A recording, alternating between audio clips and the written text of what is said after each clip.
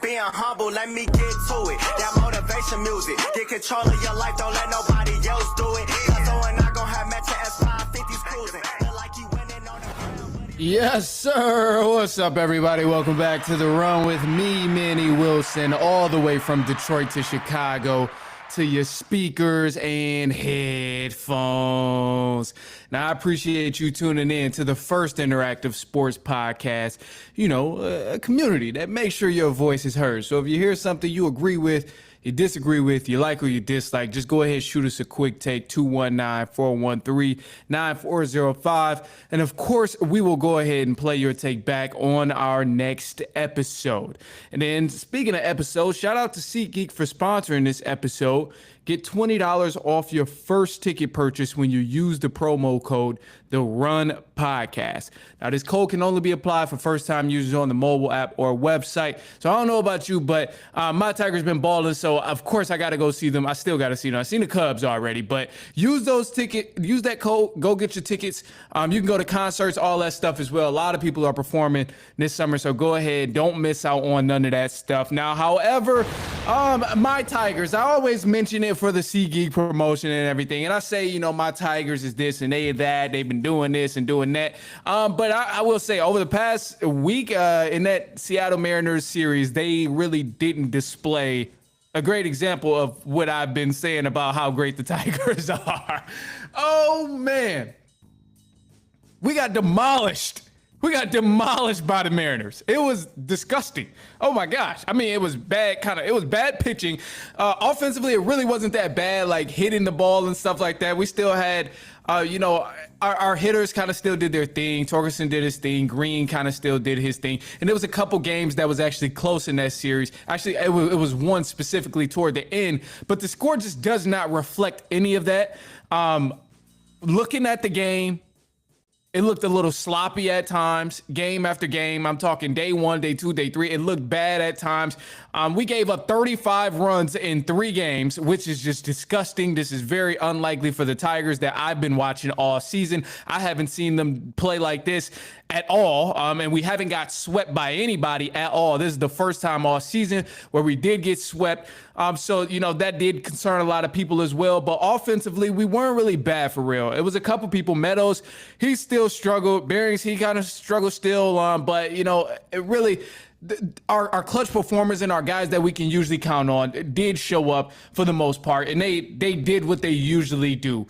I think if anything, this series here against the Mariners, us getting swept, us allowing 35 runs in 3 games, if anything, this just shows to the problem that we need more pitching help outside of Skubal. I mean, he's great, and he even struggled at times in this series. You kind of seen the frustration in his face and in his game all throughout this series because he was pitching, and it still really wasn't the best type of performance for the Tigers all along that game. But he also got pulled early because of the All-Star thing. But above all, this just shows that the Tigers, we need more help come pitching time, bro, because outside of Skubal, we kind of struggle. We allow a lot of runs. I mean, we let guys, it was kind of a home run derby, early ticket to the home run derby watching this Mariners and Tigers series all throughout the weekend, because I enjoyed that they tried to throw in some different guys and let some position guys pitch and kind of get a feel for the game, especially since we had to rest Skubal for the All-Star break and things like that. You want to keep him fresh.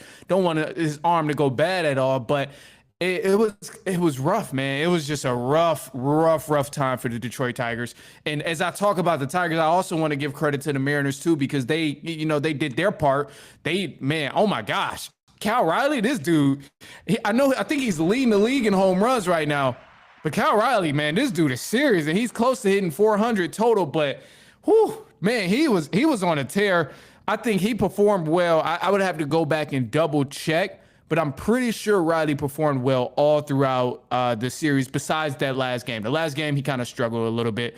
But just looking at the scores of these games, man, it was rough. It was extremely rough. And I'm going to tell you exactly what it was. So, it's not bad. And I don't think anyone should overreact. But I do want to give context on why I'm like going hard on the Tigers for, having such a rough time here in this series, against the Mariners. And Mariners, they're not a bad team. If the playoffs was to start, they'd be in it. So you can't count them out. But that first game, we lost 12-3. A beat down. We caught the belt. I'll put it that way. Plain and simple, we caught the belt. It was beat down. 12-3. The second game, it was still rough. 15-7. I don't know how the hell we was allowing so many runs. The third game, 8-4. And it was also a little bit closer toward the end. But again, the score doesn't necessarily reflect that. But if anything, all this shows here in this series against the Mariners, yeah, we got swept. Yeah, we didn't play the best type of baseball for anybody who watched us for the first time.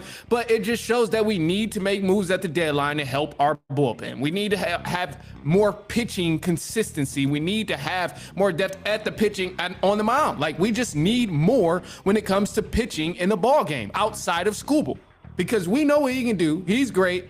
But when he's struggling or we have to rest him, we need other guys to step in. So this brings me to the thought of, okay, with the deadline coming up pretty soon, obviously we got to make some moves. Draft happened today. I'm not going to analyze the draft as I'm talking about this, but with the deadline coming up, we got to make some moves. The biggest rumor right now is Paul Skeens. If we get Paul Skeens with Tariq Skubal, I would personally, you wouldn't hear anything else outside of going to the World Series for the Detroit Tigers. That's all I would say. Any other clip that you would see about the Tigers would just be World Series if we somehow landed Paul Skeens and kept Tariq Skubal and continue, didn't have to give up much. Long story short, I would be shocked. I would love to see that. But it's just, it's tough to manage because you don't want to give up too much in this situation. But it's also like, yeah, we've kind of built in-house, which is amazing from what we've done so far. But how much longer will it take through the years? And then obviously we know a lot of people are going to be big targets coming into next season just because of the way that they've been playing. So, I feel like we just need a little bit more pitching wise. And I know there's some other prospects we can get for fielding and stuff like that. But at the mound is where we need the most work for the Detroit Tigers. And possibly, to me, in order to make that deep playoff run, that's going to be the biggest issue. So that's like what I'm focusing on. But I'm cool with the in-house, the slow growth with everybody here type of thing, and guys we're building ingrown stuff like that. I'm cool with that, but I just think like some people might not be able to hang around. Like, I think certain guys, because they've been playing so well with the Tigers, if we don't make a move on them, somebody like the Yankees, Phillies, Braves, somebody else is going to try and snatch them up. So I think about this with guys like Torkelson. He's one of those people where I'm like, he might get snatched up down the line. Cole Keith, he's another one where I'm like, maybe if he's not the one, if we don't mess around and lock him up on a deal, then he'll probably be gone. God forbid we lose Skubal. I don't even want to think about that. But just certain pieces we have to make sure we keep. And obviously I'm cool with the long growth, but it does take time. And the more time goes along and the more these guys continue to establish themselves and show that how great of baseball players they are, the rest of the league is also going to be on notice. And they got money.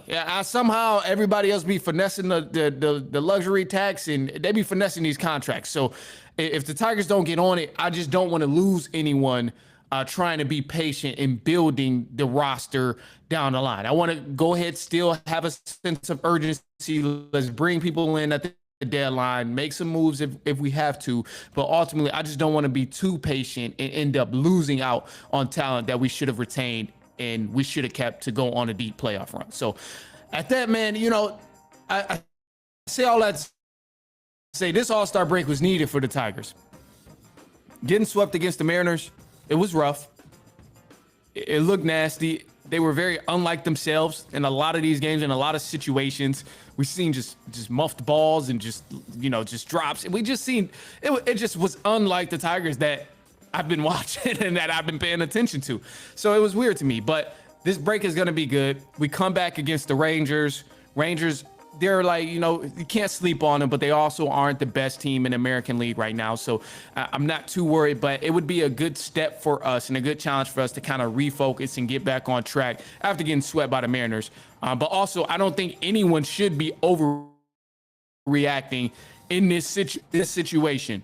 Anyone who watched this Mariners series with the Tigers, and I know the Tigers played bad, whatever, but you shouldn't overreact because we've seen a lot of teams get swept. I mean, it wasn't on me. I knew the Tigers wasn't just going to go all season long without possibly getting swept, without possibly having a losing series. Like, I mean, it's kind of crazy to think that they would just go all season long and not get swept. We've seen the Dodgers just come off of a 6-game, 7-game losing streak, but yet they're still a top team in the league. So, you know, it's no need to overreact about it. They had a bad stretch, and there'll probably be another bad stretch that the Tigers go through. I'm sure it might be 2 or 3 more that we see where they play a team and get swept. But I'll leave you with this. The last time the Tigers got swept by the Mariners, guess what happened? Guess what happened? We won the World Series. We won the World Series. So, hey, I ain't saying it's going to happen, but look, it's possible. Last time the Tigers got swept, we won the World Series. I'm going to leave it at that. All right, look, we got some more stuff coming up, man. Don't go anywhere. We got some stuff about Kirk Cousins, man. A lot of people feeling sorry for Kirk Cousins. And is it necessary? Is it not? I would let you know if it is necessary, if we need to have a heart for Kirk Cousins or not in this situation. But stay tuned. It's halftime. We'll be right back. Don't go anywhere.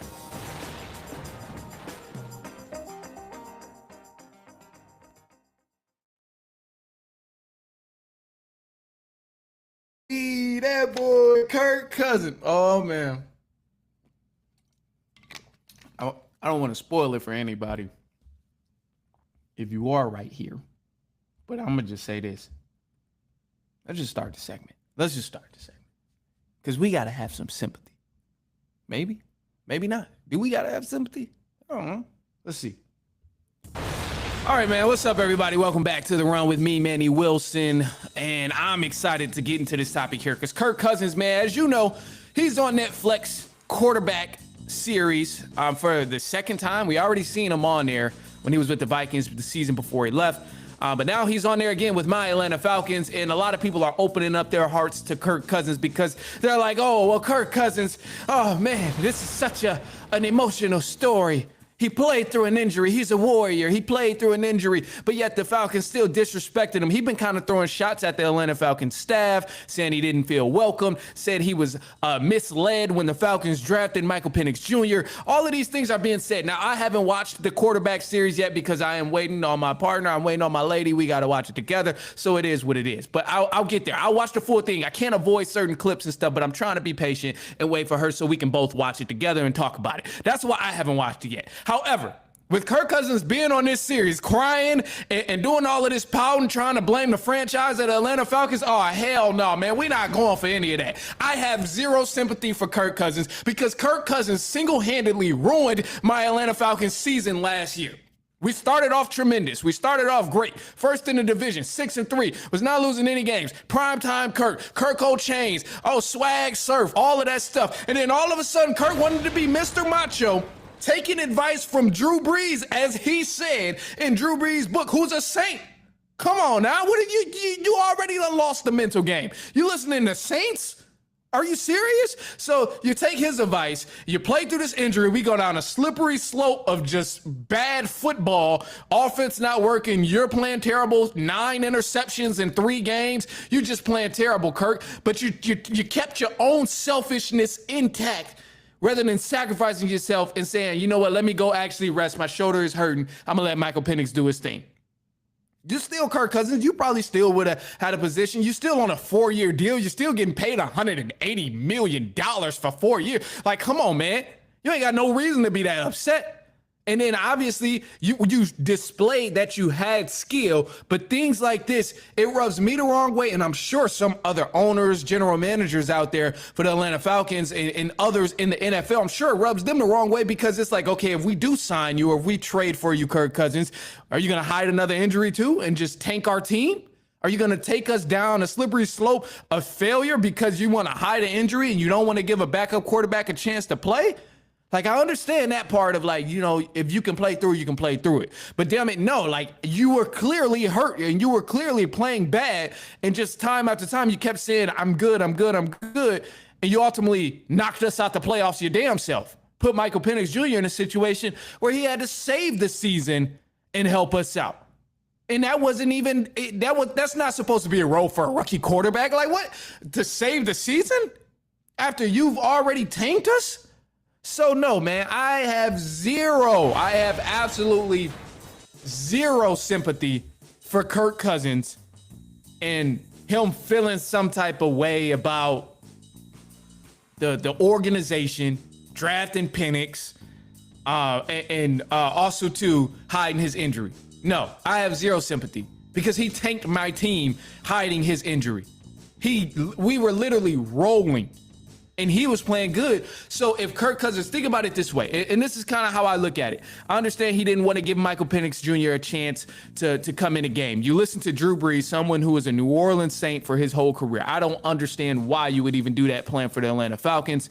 But it sounds like Saints fans got the edge over you already. So yeah, stay on the bench right there first and foremost. Second of all, if you came off that high of throwing 500 yards in a game, you had 3 touchdowns, 500 yards. You were killing it the first half of the season, Kirk. You were swag surfing, Kirk O'Chains, prime time, Kirk. Everybody erased that narrative that you can't win in prime time. It was all of that stuff going on. You was making crazy amount of noise. If you would have got hurt, or the game that you did get hurt against the Saints, I believe it was, if you would have been like, the shoulder is bothering me, I need to sit down, I need to rest, I'm sure there would have been people still banging at your door and still trying to get you to play on the field. And hell, if Michael Penix Jr. did come out and kill it like he did in the time that he did spend playing for you, I'm sure it would have been much easier to even find you a trade, because it's like, okay, it's just a shoulder injury, but when Kirk was healthy, this is what he was doing. When Kirk was healthy, he was throwing for 500 yards, 4 touchdowns, and no interceptions. When Kirk was healthy, this is what the conversation would have been completely different amongst GMs and amongst agents and amongst owners to try and even bring Kirk Cousins there. But you literally decided to just stay and do this to yourself. So no, I don't feel bad. I don't feel bad at all for Kirk Cousins that he did that. And I think it's insane that anyone does, because he did it himself. He did it himself. I have zero sympathy. You got a big contract. You got a huge contract, $180 million. Still got time left on your contract. You literally ruined the Falcons season for being selfish. Your fault. And you took advice from a New Orleans Saint. It was all on you. So I understand, I'm personally, despite all of this stuff that's going on, of people feeling bad for Kirk, no, I'm glad people got to see that he ruined the Atlanta Falcons season. Because me as a Falcons fan, I'm over here trying to explain and say, oh yeah, the Falcons are still good. We solid offensively. We're going to be straight next year now that now that Michael Penix Jr. is there and all of that. But ain't nobody believing me. Ain't nobody hearing me. Because to me, we just look like the fools that was in a great position, started off hot and went down the decline. That's what we look like as Falcons fans. And that's all thanks to you, Kirk Cousins. All thanks to you. Now, this ain't got nothing to do with living situation and all of that stuff. I get it can be tough going through the injury. I on that part, maybe I'll feel for you a little bit, give you some sympathy. You've been dealing with injuries a lot in your career. That's always been a big thing. But in terms of what you did to the Atlanta Falcons, I have no sympathy in that. I hope you're okay. I hope he's good. I hope he's stable and everything is fine with his family and in a house, all of that stuff. I ain't saying he's a bad person, none of that. But I'm just saying what he did to the Atlanta Falcons, I have zero sympathy. And I think the Atlanta Falcons will definitely bounce back. And I think we'll be straight coming up in this season because obviously everyone's healthy. Michael Penix Jr. coming off a solid season where he was able to get on the field and get some experience a little bit. So I'm excited to see what he does in a full season. Also, I'm excited that, granted, something does happen to Michael Penix Jr. where he needs to sit out for a couple weeks. Okay, Kirk Cousins is there, and we've seen how solid he was when he was healthy. So I'm not upset in that instance, and I am still happy that we have Kirk Cousins on the roster. Yes, he's taking up a lot of money, but also he's a great insurance policy at that quarterback position, especially when you got 2 quarterbacks who so-called have an injury problem throughout their whole entire career. So I'm content with that, and I think with the Falcons still bringing back Bijan, O-line is still pretty decent. And obviously receivers have a little more depth there. I'm okay with where we're headed.